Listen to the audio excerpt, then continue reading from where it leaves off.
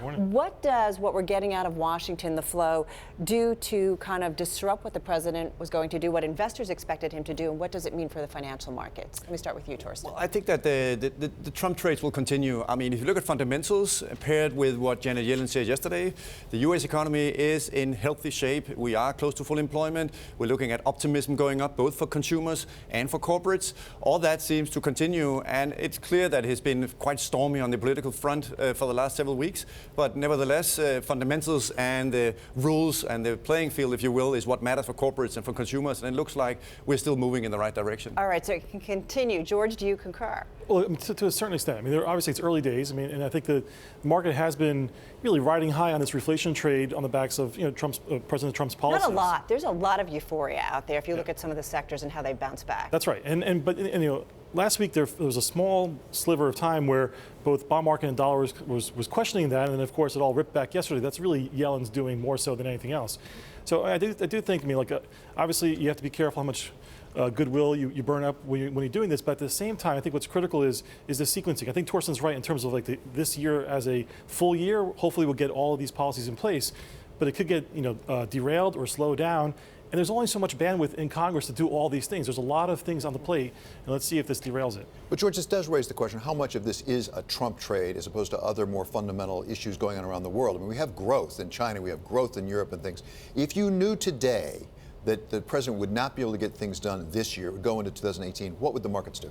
Look, I think bond markets have been a little bit much more cautious in not really pricing in the full extent of what could have been the fiscal response. We'll see what we get.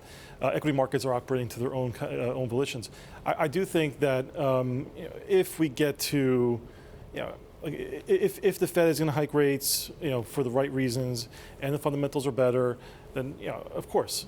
It's all about the other factors that are around it, but I do think that there's been a lot of hope on inflation and growth inflation. So does this help to some extent, Torsten, because it takes pressure off of the Fed to raise rates, actually? Well, I think the important reminder is that if you look to Europe and to emerging markets, you frequently have a lot of political noise and storm around events, and the economic data still moves in a business cycle. And I think investors need to pay attention to where are we in the business cycle, and that's sort of what Janet Yellen was saying yesterday. We are still in a business cycle where things are getting better, and as evidence shows both from EM more recently, but also Europe through the years, we can still have significant increase in the stock market and also, of course, significant improvements in financial markets, even as we had some political wobbles. Well, it's a good point, and if anything, the financial crisis has taught us that we can really bounce back from a lot of different things. And the Greek crisis, pick the laundry list of things that have really plagued investors over the last couple of years. We've weathered it. But if Washington becomes something much more significant and we start to see an unraveling of that administration, then what happens?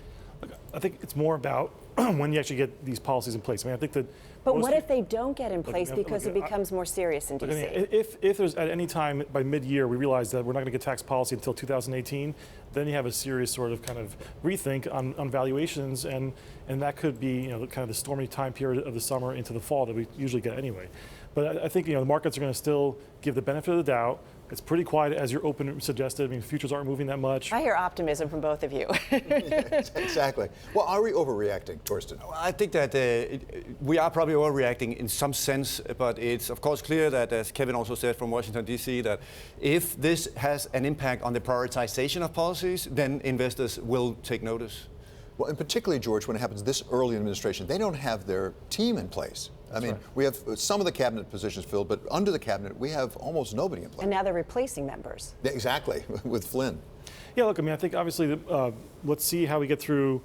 I think what's critical is really, President Trump's speech to the joint sessions of Congress next week, and then how does Congress react to that? Do they have enough time to actually put back, some sort of answer saying that, yes, we agree with all of your fiscal needs and your tax policies? I mean, I think that the first 2 weeks of March are critical, and then it lines up with the Fed.